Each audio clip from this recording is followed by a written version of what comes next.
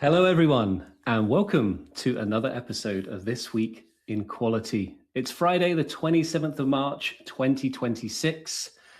We hope you are well wherever you are listening to us today. For those who are joining us live, welcome. It's good to see some activity in the audience chat. Thank you for jumping in. Please do say hello, even if it's just to say hi. I can check you in at some point, and then you will earn a community star for joining This Week in Quality. And hello to our podcast listeners. We welcome you today. We hope you enjoy being part of This Week in Quality. Get some insights, spark some ideas, and just generally brings you some joy. It's all about joy today. And talking of joy, I am joined by the joyful Judy Mosley. Judy, welcome. How are you doing? I'm doing well, and I'm so glad to be here. I think Nadia and I were just so ready to join that we showed up an hour early. And actually, I realized I was journaling this morning, and I'm a day, like I wrote, it was the 28th. So I think I just need to slow down in general and pay attention. Brilliant.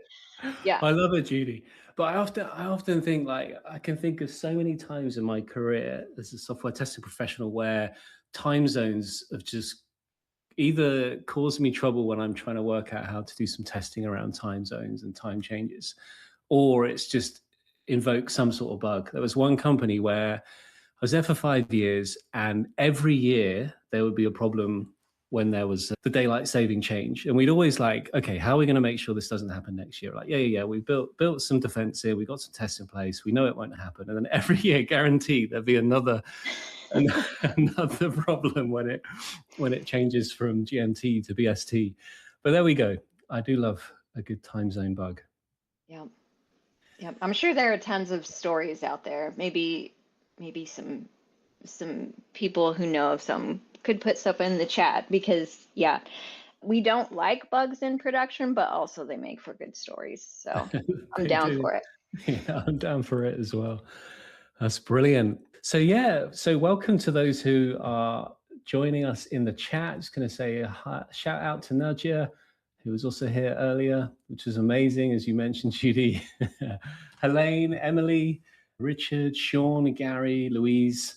Loads of people. That my chat is automatically scrolling because it's all coming in. It says Andrew. Oh, there you go. As Andrew says, Andrew, who's part of Team MOT, we've been dealing with time zone issues around our chapters. Proper game of whack-a-mole it was, indeed. Gary Hawks, I'll be testing a time zone change fix after this.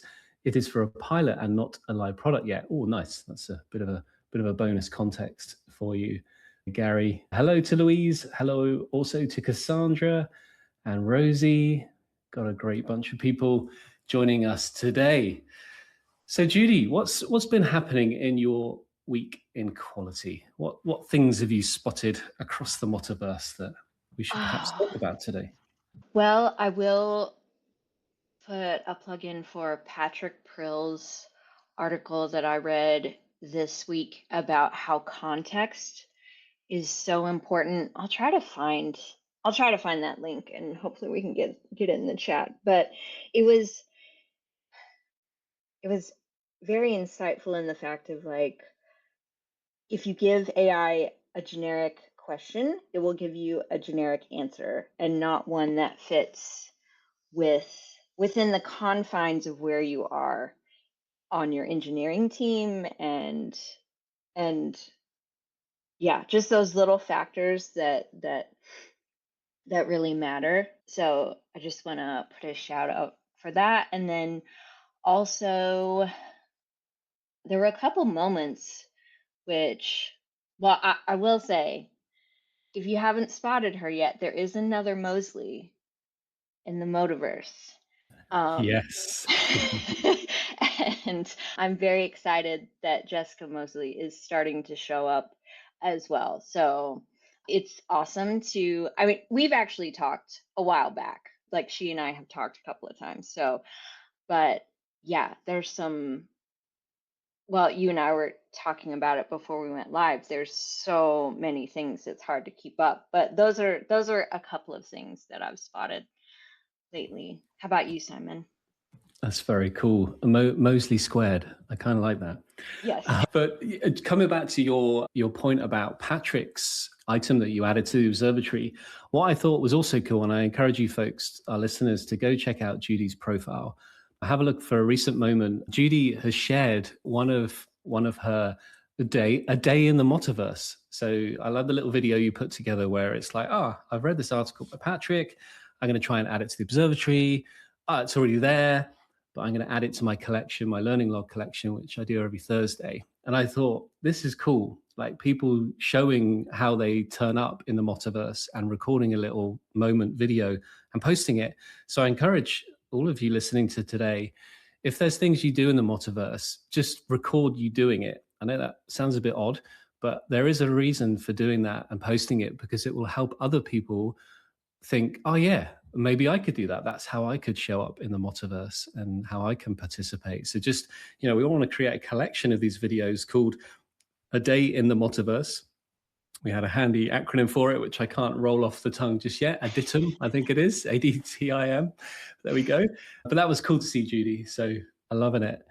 And yes, that post from Jessica, I had the privilege of reviewing the conversation that Cassandra Lung and Jessica had around, well, they covered all sorts of topics, thinking about the future of quality engineering and spotting trends and patterns. It's all part of the Software Quality Engineering Certificate, often known as SQEC.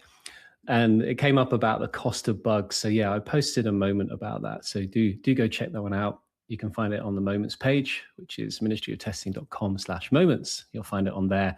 But I think it would be really interesting. I'm looking for people to comment on that. What methods have people used to price up the cost of a bug? How do you literally come up with the cost of a bug? There's plenty of ways to do it, right? And I'd love to hear. Maybe, folks can come up on stage a little bit later and share their thoughts about how they price up the cost of a bug. Other things I spotted, I loved Helene's meme where Helene said, "Is it in dev yet?" So the memes, I'll try and describe it, is, hey, has this been deployed in dev yet? What they hope we mean, we're about to run our tests and want to be sure everything's ready. What we actually mean, we've already run our tests and not a single thing works. I thought that was just so on the money, so on point. And I was just like, yeah, that's exactly what it means. So that made me chuckle. And it certainly brought some joy to my face when I read that. We had, talking of joy, actually, I had a really good chat with Sarah Kay, who's part of the Team MOT here. And we were kind of thinking about when people kind of turn up to the MoTaverse, what are they doing when they come to the MoTaverse?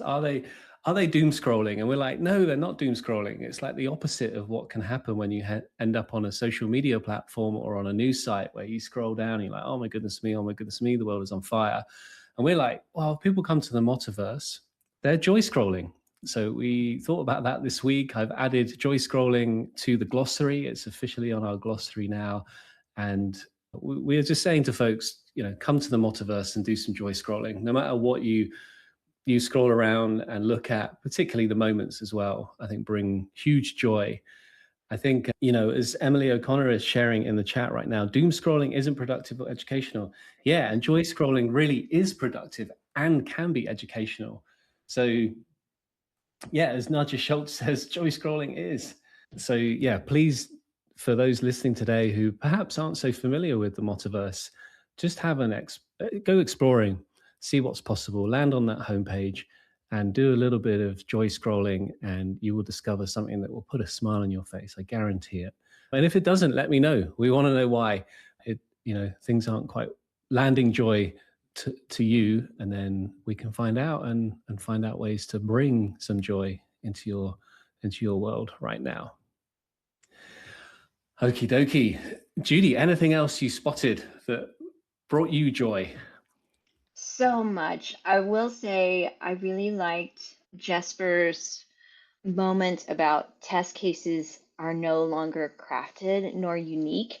And while that doesn't sound like joy, it actually I actually love writing test cases. This is probably the really weird part of me because I know a lot of QAs don't like writing test cases, but I think that's one thing I've seen where I have tried generating test cases and they just hold on just a second. I need to cough. Sure thing, Judy. I will fill in for you as you're coughing away. Okay.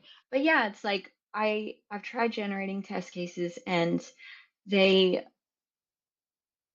again going back to context, they seem vague and they seem repeated and they don't seem really attuned to what it is that we're building. And so I've just gone back to writing test cases myself just because I'm happier with what I write because it's exactly what I'm looking for and what I want to be looking for. So anyway, I could go on about that, but I really liked what Jesper talked about. It's called Test Cases Are No Longer Crafted Nor Unique. So It's a good yeah. post. And it's cool that it sparked that reflection in you as well, Judy. I think that's some of the cool things about a lot of moments that are being posted at the moment is it sparks reflections. Like there's an initiative we've got running at the moment, Ask MoTaverse Anything. So people can put themselves forward for an AMA, ask me anything about this thing. It could be anything they want. Just go for it, right? And get it posted as a moment. People reply with their question as a comment, and then the AMA person will post a new moment per question and then share their thoughts and answers.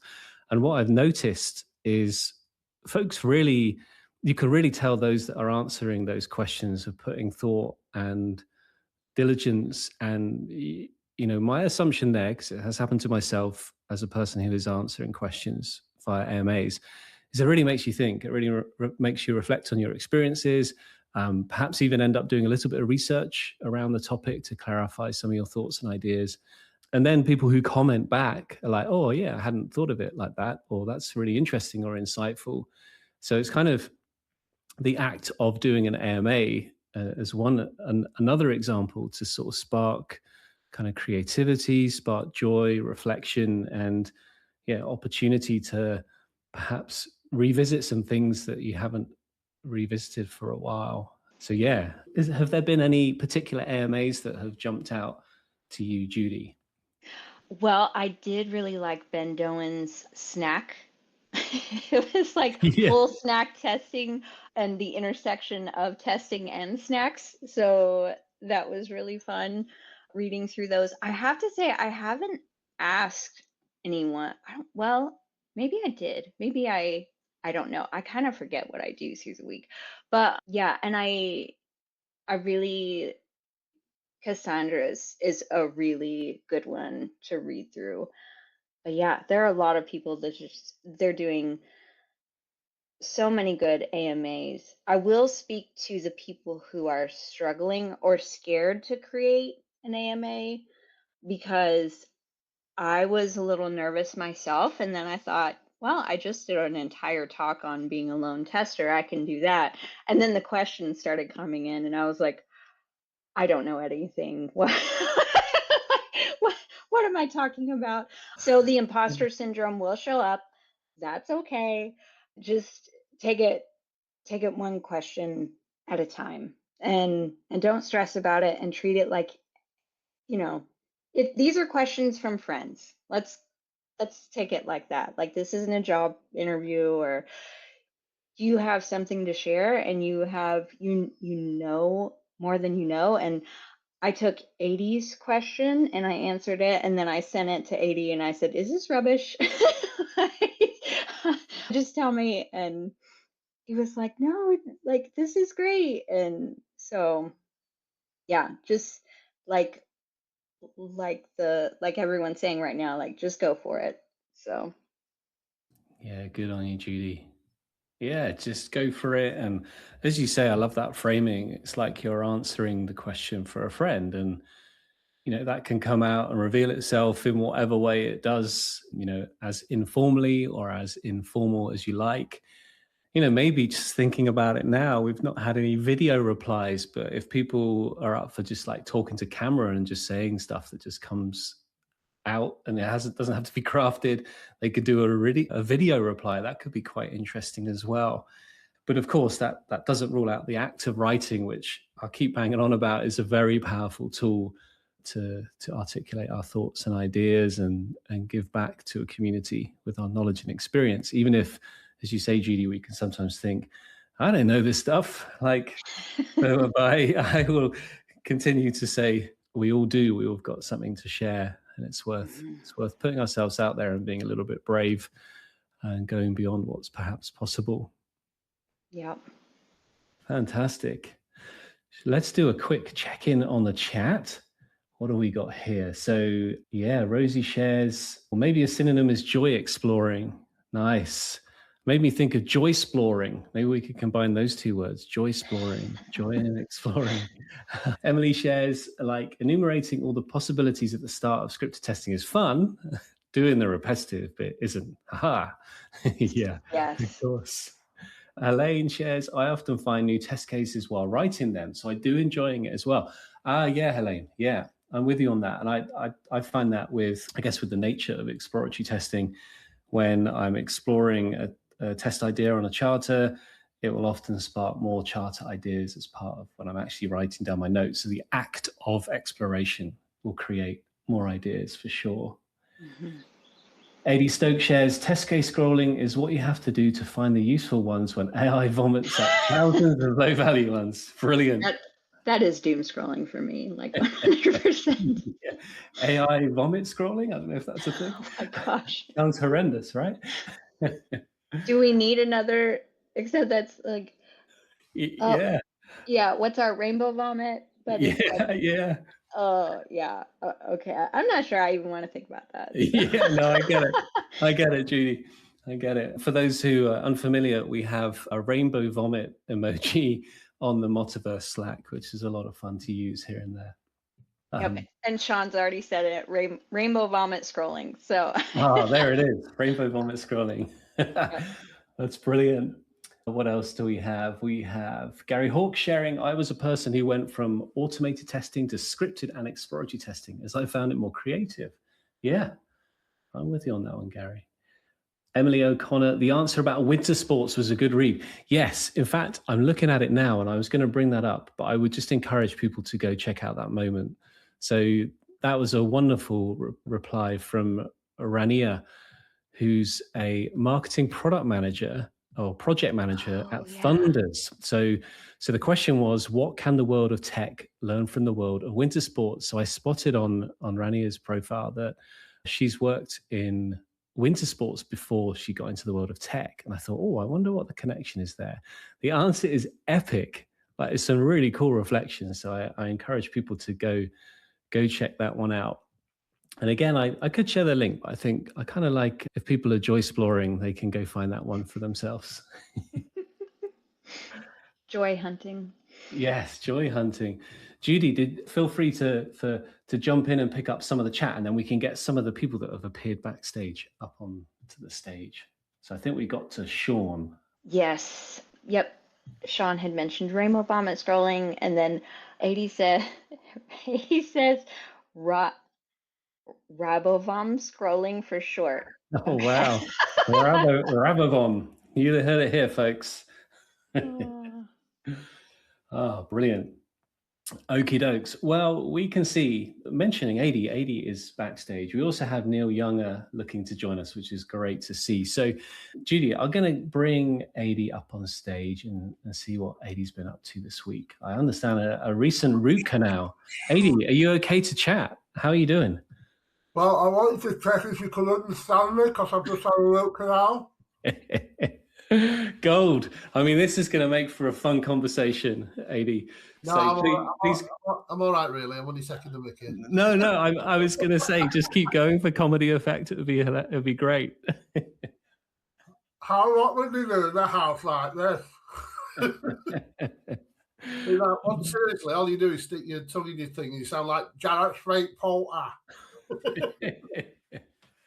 That's a good impression. 80, other than things happening at the dentist this week, That's This Week in Dentistry, which is another podcast we're launching next week. But this, back to this week, how has your week in quality been? Well, it's been a really big week for SQEC. We're on the final. We're on the final straight. We're working on module 9, and it's been a really big week because we've got module 7, driving a quality culture through influence and advocacy, launched. Suzanne's done some great work in there on influencing stakeholders. We've got stuff about influencing teams, reporting, using metrics to influence quality decisions. And there's some great stuff in there about you can have all the facts you want, but if you don't put it in a way that is going to land with stakeholders and what's valuable to them, it's sometimes you're not going to win the argument. You're not going to get what you do. So that is absolutely fantastic, and that was released alongside with Module 8, which is the Continuous Quality on Demand course. If anybody hasn't taken it, it's a fantastic look into continuous quality. And if you've done Module 6, you'll know that the North Star of quality engineering is to enable continuous quality. So those two are just absolutely epic stuff. There's absolute gold in amongst it. I learned so much curating Module 7 and going through and editing the stuff that was in there. It was fantastic working with Suzanne as well. Her stuff is absolutely brilliant. She gives real world examples and shows really how to put your stamp on the team that you're in, but in a way that includes everybody and brings everybody along with you.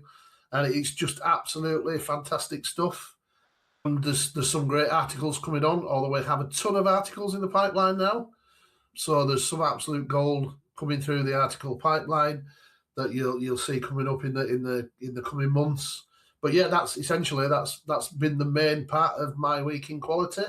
The other part has been my week in medical distress, waiting for my root canal, and my calf's gone from doing too much walking. So yeah, I'm a bit of a mess physically, but mentally I'm really excited for what's happening in SQEC and quality. It's all been happening, AD. Thank you for sharing that overview. Very exciting stuff. Yeah, SQEC is wonderful. I mean, the amount of experts that have contributed to SQEC. I was chatting with Rosie earlier on a call, just saying, like, there's some really good stuff in there, some really good people with real solid experience that have been able to articulate their experiences and frame it in a way that I think for anyone who's trying to work out, what does being a quality engineer mean for me, they can get SQEC qualified, and they should get a lot of answers from that. And they would be, there's lots of tools to guide them to help find those answers and work out where they can go with their career. So very, very cool indeed. I mean, the whole module's worth it for each individual lesson. Like Susan, we mentioned Suzanne's first 2 lessons a couple of times, but there's a great conversation between Stu and Barry on influencing reporting in quality engineering and how that reporting helps make not only the teams but the leaders and the stakeholders informed when they're making decisions. The influencing quality decisions using metrics, that's Anisha. Anisha does a really good job in a conversation with Kat on just discussing, where the value is in metrics, how they can be used, release cycle times, all these different things that they cover, things that you might not have thought of can influence decisions. They do sort of cover such a wide range because obviously it's very context dependent on what metrics is going to make the most influence in your context, in your stakeholders, in your industry, depending on the level of regulation and all these sort of stuff and what you're hoping to achieve. And we don't struggle, as Anisha says in her opening paragraph, we don't struggle to collect metrics. There's metrics everywhere. We can log every bug. We can say everything we found. We can say how many tests we're doing. But how many of that is actually valuable to somebody making a decision on where to spend money? And it's finding that, in that sea of metrics, which are the ones that are going to make the most impact and tell the right story that you want to tell to get the outcome that's going to be best for your team and your product. And it's just, like I said, I consider myself a generalist. I've done a lot of bits everywhere across lots of different things. And I learned so much going through the SQEC. I just love learning new things and getting new perspectives and hearing people's stories. And there's just such value in, like I say, in each individual lesson in there. And then you've got all the oh, excuse me. It's a bit hard talking with half a numb face, but you've got the continuous quality module as well that sits alongside it that is just so good on its own as well. So yeah, highly recommend as many people as possible can do that. And it's actually, there are quite a few courses out there that have been rebranded as quality engineering by changing QA to QE, but that don't actually delve into what it's really like to be a quality engineer in the real world.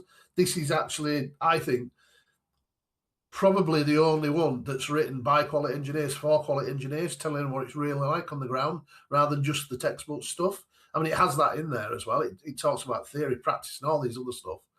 But I think this is the one that's going to make the most impact. Like we broke the mold on tester training with the Essentials certificate, and I think this is going to do the same thing again. Well, Go for it, Judy. Yeah, I'm just reflecting. There's a couple of thoughts that I've had. One thought I want to go back to, 80, that you mentioned was that just the number of articles that are in the pipeline. And I tried to find it in the MoTaverse Slack channel, but someone had mentioned how reading articles in the MoTaverse means that you aren't bumping into AI slop. Like what's being written is being written by real people with real experiences, and they live it and breathe it in every day. So the value just skyrockets compared to just someone, generating something and posting it for free. But I think, yeah, with SQEC, like we have so many good people here, and I learn from them and I watch them, and there's just that idea of like who you surround yourself by, that's who you become. And considering, I won't name names, but I will go on other platforms, and more it just kind of feels like, are these people? Did they write this? Should I trust this? Like all my radars start going off. But it feels like in here, and with the articles and the certificates and everything that's being created, you know who they are, and you know it's not being generated by a third party, and it's a relief to not have to think so hard about what you're consuming. So I'm very excited about all of that. Yeah, the good thing about the MoTaverse is it's built that level of trust between what it's presenting and the people who are presenting it and what you're getting. It's not just a blog for clickbait and stuff like that. So like it's in the policy that, it's not AI written. The first thing I do as an editor when I'm reviewing an article that's just come in, I'll put it in a couple of AI checkers, looking for, and then there's telltale signs as well. If any piece starts with "in the ever-changing world of," I'm turned off immediately, because that's what every AI blog article starts with, which really winds me up. But yeah, it's like you say, it's that trust in the process, but it's the trust in the people as well. I mean, you look at the continuous quality on Module 8 for SQEC, you've got Stuart Day, you've got Barry, and Lesson 3s with Janet Gregory and Lisa Crispin. I mean, you can't get too big of trustworthy names in the world of quality as the people who wrote the book on agile testing, can you? So yeah, that's one thing. Like one of the reasons I'm so involved with the MoTaverse is that I've built that trust up over a decade and a half, 2 decades. Oh, I can trust this material because I know it's real humans behind it, and getting behind the scenes with helping the MoTaverse curate stuff, edit articles and things like that. I've seen behind the curtain and the passion from the team on making sure that we just put quality stuff out there.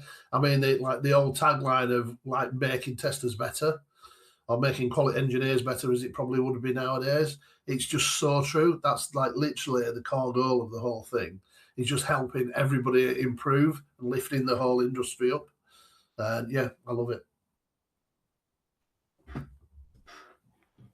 Loving all those reflections. Indeed. I was just thinking about some of the recent Call for Insights that I've been recording with some brilliant members in the community. And I was thinking what would be the equivalent if it was the two of us were AI agents talking to each other. I wonder what nonsense would appear. But yeah, it's that is just one example. Rosie's up to it with her Into the MoTaverse podcast, which Judy, you've been a guest on, which I'd be honest, as I mentioned to you before we went live, I still have yet to have a chance to listen to that one. I really do want to check it out. But those are examples where it's two people talking, having a really good, deep conversation about all sorts of topics related to quality in the world of tech. And it's real, it's human to human, and we must celebrate that, and we must make sure that we continue to have these proper, real conversations, and we write them in ways which come from being a human. So important. Adi, please do stick around. Thank you for joining the stage. It's always lovely to hear from you, Adi, and what you've been up to. I'd like to bring Neil Younger onto stage. So Neil, welcome to This Week in Quality. Thank you very much for joining us today. What brings you up on stage today, Neil? What's been happening in your week in quality? Thank you, Simon. Nice to meet you, Judy. There's a little bit of echo, so I do apologize if it's coming through. It sounds all good from this side. Cool. Just in my ears, so I can hear myself twice, which is, fine for you and less so for me. I wanted to come on today just to talk about the new chapter that's been announced today by Rosie, the Engineering Management and Engineering Managers chapter. So fresh out today, and really just talk about why I'm here and why I really want to help lead and develop this chapter. So Ministry of Testing, MoTverse, has been a long part of my history. I remember the very first Cambridge meetup with Rosie before it was moved to Brighton. I remember many meetups and conferences afterwards, and just how much the Ministry of Testing and MoTverse had made me as a community, also how it had impacted my career. I would not be where I am now without MoTverse, definitely. That is 100%. And every company I go to, I've always promote either content or membership. It's just something I value a lot. But I've also drifted away as I've become and more involved in engineering leadership. And I've not really found a place where I felt comfortable to be part of the community since going in that direction. And I felt a little bit, I guess, distant from my own personal learning and the community, staying away from Ministry of Testing, but not feeling that I was able to contribute in a way that I may have done in the past. And I really see this as an opportunity to actually give back to the community that has given me so much over the years. And I really hope we can build up the engineering leadership and engineering management chapter just going forward and help quality folks, testers, and everyone in MoTverse open up that world and open that door to engineering leadership. I already see that so much content already is in the MoTverse that supports and help that journey. And I really hope I can help piece that journey together for people and support them and introduce them to engineering leadership as well. I love it, Neil. It's awesome. We're so pleased that you're leading this chapter. Yeah, just very excited for this to happen. I think, we have been busy, at the very least, have been finding important articles and talks and really helpful content and adding it to the Observatory. So for those who are unfamiliar, the Observatory is like a bookmarking tool for the world of technology and quality. And we can tag those items. So we see an interesting article that's related to engineering management. We can add it to the Observatory and tag it engineering management. We can then also now add the chapter as a person that is connected to that. So it then appears on that chapter page as what's called a satellite. So think of a satellite as a bookmark within the Observatory. The Observatory is seeing all things happening in the world of tech. So it's been great to see that. But this chapter gives it more gravitas. There's going to be events and things happening. We can have a lot more dedicated discussions. The opportunity is huge, to be honest, Neil. So we're glad that you're part of it. Super excited. I'm still very active in the local Cambridge MOT sessions we've been happening this year, and being able to branch out and apply what I've learned recently and support others. I'm super looking forward to it. It's going to be really nice to. I mean, it's day one, and we're already full of ideas. I'm very happy to be involved. Very happy to be able to give back as well. I think there's lots to come, and it will be a journey that we have together. I mean, we won't always get it right, I think, but we'll always try and make sure that we're there to support people, provide content for them, provide help and support. I'm looking forward to meetups and just sharing content and being involved with people. It's so good. And also shout out to Drew Ponticus, who's joined us today. I can see Drew's in the chat.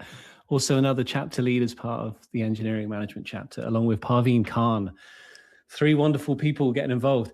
And Neil, like, what would you say are some of the kind of trends that are happening in the world of engineering management? What sort of challenges are you seeing that maybe can connect to the world of quality? Are they separate? Are they different? Are there some similarities? What sort of things are you seeing that's like, oh yeah, we've got to address that. We haven't quite worked that one out yet. What could we focus on first? That kind of thing. There is more parallel than I think than you might realize. There is a lot that you can take from quality and quality engineering as a whole and apply it to engineering leadership and strategy. The things that we care about as quality folks, we care about from an engineering leadership point of view, but for me, it's about developing a strategy around that beyond just some of the unique disciplines that you might find within engineering, and actually branching out into the whole product sphere and into the wider business. And I think that is the bridge, but it's not a big bridge to cross.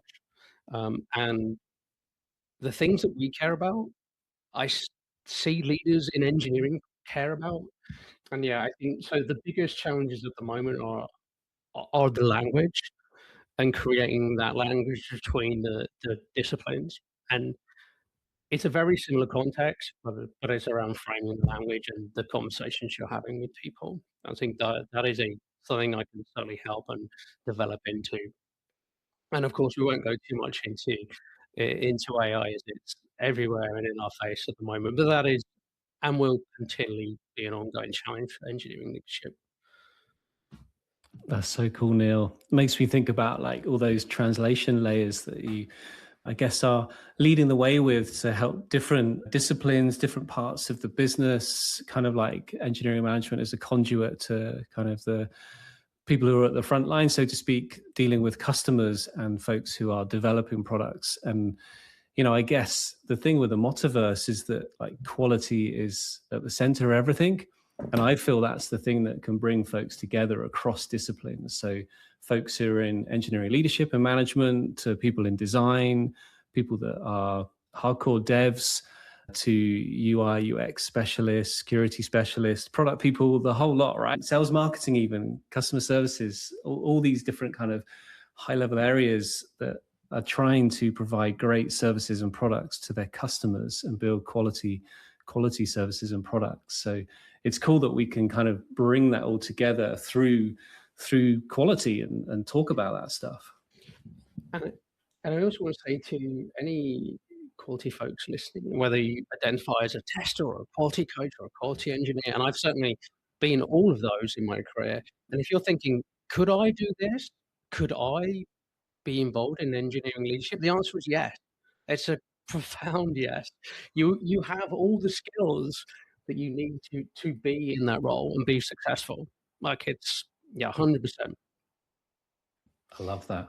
Yeah, because I guess historically, I've certainly seen it in my career where it's like, the tester person or the QA person, it's actually up to the developer who's going to become the senior dev, who will eventually be the tech lead, to then being the engineering manager. And it's like, it doesn't have to be that way. And it isn't that way, as you're pointing out, Neil. Very much so. I've seen this shift as well. I'm very fortunate where I work at the moment that we have a diverse range of engineering managers from a variety of backgrounds, because we appreciate that diversity of thought and knowledge and background makes for a better community. 100%. That's so cool. Well, thank you for joining us, Neil, and please do join again. I feel lots of things to bring into This Week in Quality from the world of engineering management and leadership for sure, as you already have done. And I encourage folks to do go check out the chapter. I shared a link earlier on for those who are following along live. Alternatively, you can go to the chapters page. So you head over to ministryoftesting.com, look in the community column in the footer, and you'll see the word chapters. Select that. You can join local chapters across the globe and also theme-based chapters, including there is a This Week in Quality chapter as well. And that's a cool way to stay connected.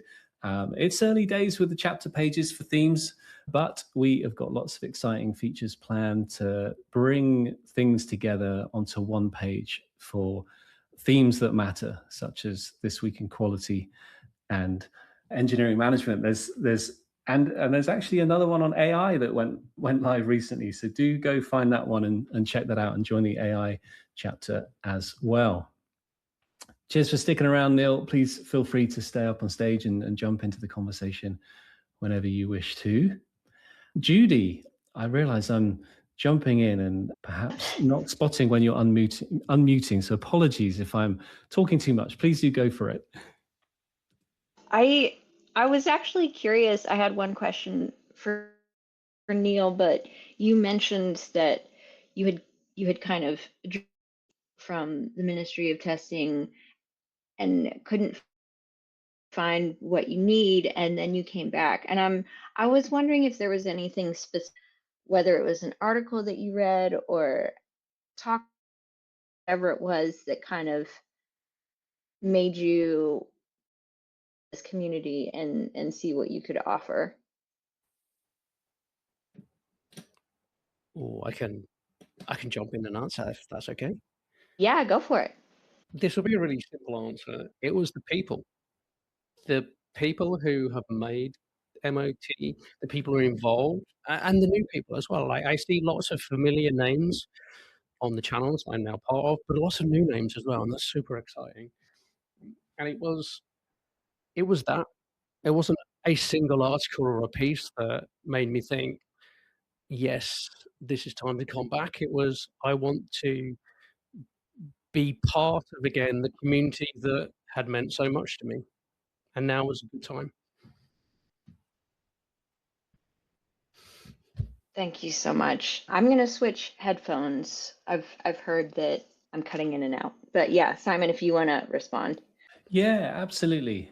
That's great to hear, Neil. Yeah, and it, as we often talk about in the MoTaverse, and as we mentioned kind of the earlier part of this episode around trust and connection and the people, and it genuinely is the people that want to do good things, and that's when the good stuff happens, when we collaborate, when we are aware of each other and have empathy and understand that we've all got something to bring. If you think about the AMA initiative that's happening right now, we're literally saying to people, just go for it. Put a question, put yourself out there. We believe that people have more expertise than they perhaps give themselves credit. And we shouldn't shy away from that. We can call ourselves experts, and we can learn things throughout the process of answering questions from people. And it's all about those people. Yes, it is a cliche, but it is all about the people. So Neil, I'm so glad to hear that that's one of the reasons for coming back to Ministry of Testing, aka the MoTaverse. Yeah, and it's not like I've been away. This year I've been at testing events and I still continue to go, but I haven't been as active. I've been active in other communities, trying to find space there, trying to find like engineering leadership, and it's just not felt the same. And this feels like the right choice. It's good to be home. Awesome. So glad to hear that, Neil. And I think you make a really good point, and apologies if I misrepresented you saying you've been away and you've come back, but it's like that kind of stepping away or just kind of seeing a community from a different perspective for a bit. And I think folks do that. We see that across all sorts of community members where they get really stuck in for a bit, things happen and they, career changes slightly and then they move into a different place, but then they then give more energy back to the community, and it sort of like comes in waves. Other people will just go for it and keep going for it. And sometimes people will turn up for a bit and then just disappear forever. And like whatever people are doing, however they turn up, you know, when they show up, and that's what matters. And if they then don't show up for a bit, it's fair enough. You know, there's stuff going on in the world that, you know, it really is. We really do appreciate that people who do show up are putting in the time and effort, and it is time and effort to contribute to a community like the MoTaverse. So it's great when people do that, and it's okay to acknowledge when we can kind of step away for a bit and then turn up and show up again. It's all good. Judy, how's your audio now? I think I can see you got a good connection from this side as well. I think it might have been the connection that dropped for a little bit. Okay. Yeah. Can you hear me okay? Yes. Okay. You're back in business. Okay. Excellent.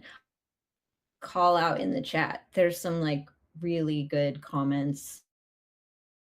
But Alexander, speaking about language, speaking with different stakeholders, using their own language is one of the key skills of the quality engineers.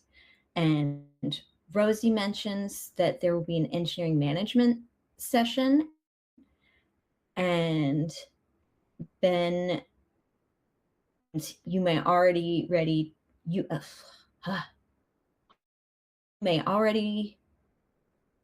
be ready to be in and not even know it. Gary said, one of the biggest successes I've had as a leader is helping people progress to leadership, even if that means they leave. Yeah, so I could keep going. There's just like, oh, I will say Alexander also says we need a quality for engineering manager certificate. Oh, yeah. I like that idea. So I love it. I love it. And also, yeah, calling out Emily O'Connor, diversity of perspective. Brilliant. Mm-hmm. Very cool. Sean adds, the measure of a great leader is not the number of followers they have, but the number of leaders they create. Oh, yeah, Sean, that's a great one. Mm-hmm. Brilliant. Okay, and a few folks dropping off a little bit earlier today. Thank you for joining us, those who have stuck around. I guess, Judy, we've got a few more minutes before we wrap up today's episode. Is there anything else you'd like to call out? Perhaps another moment that's been happening? I mean, I've asked you the question, but before we do that, just a shout out to Ben Doan and Emily O'Connor for running Software Testing Live yesterday. Oh, yeah. Fantastic to see them both in action. We got to see some tests being created live, updating an agents.md file. It was very cool. There was a lot of passion from Ben, a lot of passion from Emily. Looking forward to that going live for all of our professional members so they can revisit that as well. No doubt it's going to create a load more moments, which it already has. Thank you to Emily. It was also fun grabbing a screenshot and adding it to the homepage of the MoTaverse as it was happening, saying like, it was kind of like, this is happening live and it's live from the MoTaverse. It's Software Testing Live. It was a bit of a nod to Saturday Night Live, which I had a little chuckle to myself about that. Oh my gosh. But it was fun getting that onto the homepage, which is still on the homepage for those who are listening live today, which is great to see. Now I'm just thinking about Saturday Night Live and how we can smush that together with Mystery of Testing Live. Like, yeah, we're going to figure it out. Yeah, as Ben Dones shares in the chat, Thursday Night Live with Ben and Emily. There it is. It's the new SNL, TNL. You heard it here. We'll need the band behind them to play, and we'll be the roaring crowd. Yeah, that's it. Well, I think Gary's a musician and I play the drums, so maybe me and Gary could provide a bit of the tunes. Excellent. And see what happens. Brilliant. Oh, Gary says, I'm there. Fantastic. Oh, there you go. We got the TNL band all set. Louise Woodham's the MOT theme tune. Yeah, have to work out what that one is. Ooh, no pressure.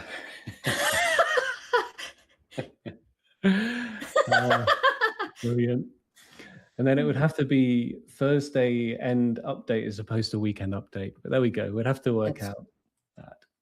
But hey, we have already done that. We did the Testing Planet news at some point during 2025. So we've kind of experimented with with doing news updates, and that was a lot of fun.